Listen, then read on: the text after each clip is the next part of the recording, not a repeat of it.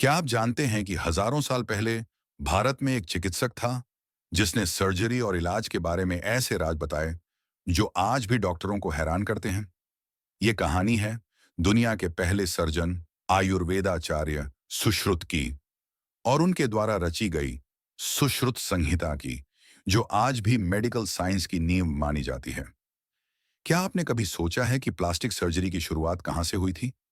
भारत की चिकित्सा विद्या एक अति प्राचीन और अद्भुत इतिहास रखती है, जहां एक तरफ हम आज से कुछ 100 साल पहले के डॉक्टरों की चिकित्सा पद्धतियों के बारे में जानते हैं, वहीं दूसरी तरफ भारत के प्राचीन अर्षियों और वैद्यों ने ऐसी विद्या विकसित की थी जिसे आज भी दुनिया में माना जाता है।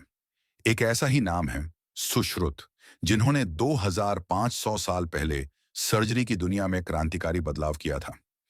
आज हम बात करेंगे सुश्रुत संहिता के बारे में, जो न सिर्फ भारतीय चिकित्सा का ग्रंथ है, बल्कि सर्जरी और विशेष रूप से प्लास्टिक सर्जरी के शुरुआती सूत्र भी देती है। सुश्रुत का जन्म प्राचीन भारत के काशी, वाराणसी में हुआ था।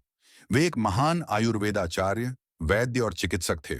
सुश्रुत के बारे में कहा जाता है कि वह विश्वामित्र के शिष्य थे और उनकी चिकित्सा पद्धतियों ने पूरे विश्व को प्रभावित किया। उन्होंने न केवल रोगों का इलाज किया, बल्कि सर्जरी के क्षेत्र में भी योगदान दिया, जो कि उस समय के लिए एक बहुत बड़ा कदम था। उनके द्वारा लिखी गई सुश्रुत संहिता में 1200 से भी ज्यादा बीमारियों का वर्णन किया गया और 300 से अधिक सर्जिकल प्रक्रियाओं का विस्तृत विवरण दिया गया।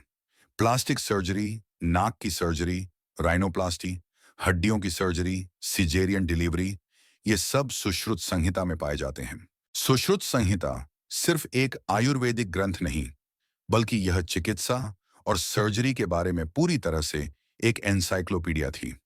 सुश्रुत संहिता में जो सर्जिकल तकनीकें बताई गई हैं, वे आधुनिक चिकित्सा में अब भी उपयोग की जाती हैं। उदाहरण, सुश्रुत ने राइनोप्लास्टी, नाक की सर्जरी की प्रक्रिया का वर्णन किया था, जो आज भी हर प्लास्टिक सर्जन के लिए एक बुनियादी तकनीक मानी जाती है। वे कहते थे कि नाक के कटने के बाद उसका पुनर्निर्माण किया जा सकता है और इसके लिए त्वचा के एक भाग को एक जगह से निकालकर दूसरी जगह पर जोड़ा जाता है, जिसे आज हम स्किन ग्राफ्टिंग कहते हैं। क्या आपको पता है कि आज से 2500 साल पहले सुश्रुत ने वही तकनीक विकसित की थी जो आज के मेडिकल साइंस में बेहद अहम है? सुश्रुत की सर्जिकल तकनीकों का प्रभाव इतना गहरा था कि उन्होंने 300 से अधिक सर्जिकल प्रक्रियाओं का उल्लेख किया था। इनमें से कुछ प्रक्रियाएं आज भी प्रचलित हैं।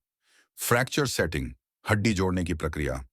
सुश्रुत ने हड्डियों की टूट फूट की सर्जरी के बारे में विस्तृत जानकारी दी। हड्डी के जोड़ने के तरीके, पट्टियों का प्रयोग और आर्थोपेडिक्स की प्रक्रिया का उल्लेख किया। कैटरैक्ट सर्जरी, मोतियाबिंद का ऑपरेशन।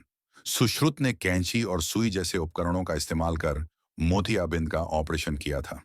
आज के दौर में भी ये तकनीक एकदम उसी तरह से प्रयोग होती है। और सबसे महत्वपूर्ण, प्लास्टिक सर्जरी। सुश्रुत ने शरीर के अंगों के पुनर्निर्माण के लिए कई तरीके बताए, खासकर उन लोगों के लिए जिनके शरीर के हिस्से घायल हो चुके थे। यह वह समय था जब किसी की नाक काटी जाती थी, तो उसे पूरी तरह से ठीक करना एक बड़ा कार्य था। सुश्रुत ने इसे बखूबी किया। British medical history researcher Joseph Needham ने भी सुश्रुत को द फादर ऑफ सर्जरी माना है। आधुनिक विज्ञान भी यह मानता है कि सुश्रुत ने जिस तरह से चिकित्सकीय कार्यों के बारे में बताया, वह उस समय के लिए अत्यधिक उन्नत था। यहां तक कि आज के प्लास्टिक सर्जन्स और कॉस्मेटिक सर्जन्स भी उनके कार्यों को आधार मानते हैं। सुश्रुत ने अपनी किताब सुश्रुत संहिता में 120 से ज्यादा सर्जरी के तरीके बताए थे। उन्होंने न केवल सर्जरी के औजारों का विस्तृत वर्णन किया, बल्कि हड्डी जोड़ने, रक्त स्राव रोकने और नाक की सर्जरी जैसी जटिल सर्जरी की तकनीकें भी दी थीं, जो आज के समय में भी प्रासंगिक हैं। इसमें 300 से ज्यादा औजारों का उल्लेख है जिनका उपयोग सर्जरी में किया जाता था।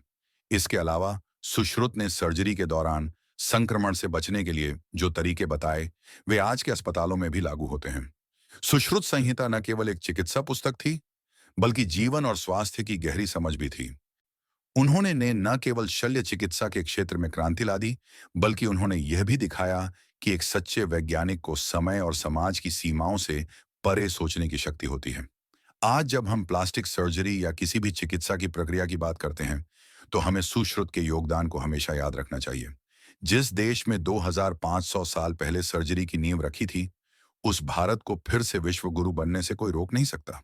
और जब अगली बार आप किसी मेडिकल चमत्कार की बात सुने, तो याद रखिए, वो चमत्कार हमारे पूर्वजों ने सदियों पहले कर दिखाया था।